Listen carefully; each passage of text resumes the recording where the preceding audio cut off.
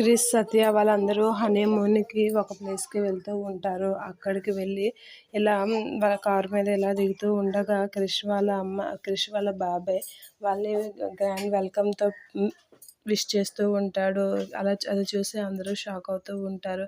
ఇక బాబాయ్‌ని చూసి బాబాయ్ బాగున్నారా అని చెప్పి క్రిష్ పలకరిస్తూ ఉంటాడు. ఇగో తిను నా భార్య అనేది అంటూ ఉంటాడు క్రిష్. ఇక క్రిష్ వాళ్ళ బాబాయ్ అయితే ఏంటమ్మా మీ ఆయన్ని నువ్వు పరిచయం చేయవా అని అంటూ ఉంటాడు. ఆ మాటలకి అమ్మాయి మా ఆయన్ని పరిచయం చేసినంత స్పెషల్ క్వాలిటీస్ ఏం లేవులా బాబాయ్ అనేది అంటూ ఉంటుంది. ఆ మాటలకి వాళ్ళ బాబాయ్ అయితే ఏం మాట్లాడకుండా అలా కామ్ అయిపోతూ ఉంటాడు. ఏంట్రా హనీమూన్‌కి మీ నాన్న ఇక్కడ ప్లాన్ చేశాడు. మీకు ఏ ఇబ్బంది లేకుండా నన్ను చూసుకోమని చెప్పాడు. మీకు ఏ ఇబ్బంది ఉన్నా నాకు చెప్పండి, నేను అన్నీ చూసుకుంటాను అని అంటూ ఉంటాడు. ఆ మాటలకి మా నాన్న ఇక్కడ సిఐడిని పెట్టాడు అనమాట అని చెప్పి క్రిష్ అయితే మనసులో అనుకుంటూ ఉంటాడు.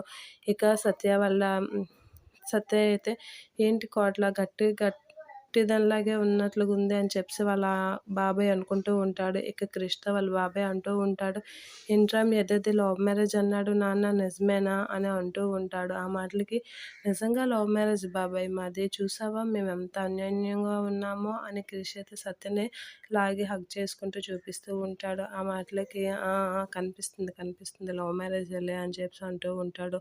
అన్నయ్య చెప్పినట్లు వీళ్ళు అనుకున్నంత తక్కువేం కాదు, గట్టి పిండాలే అని చెప్పి గట్టి మొండిగట్టాలే అని చెప్పి అంటూ ఉంటాడు. ఆ మాటలకి సరే అని చెప్పి అందరూ లోపలికి వెళ్ళి ఇక్కడి నుంచి వెళ్ళేలోగా వీళ్ళని ఎలాగైనా కలపాలి అని ఆలోచిస్తూ ఉంటాడు క్రిష్ వాళ్ళ బాబాయ్.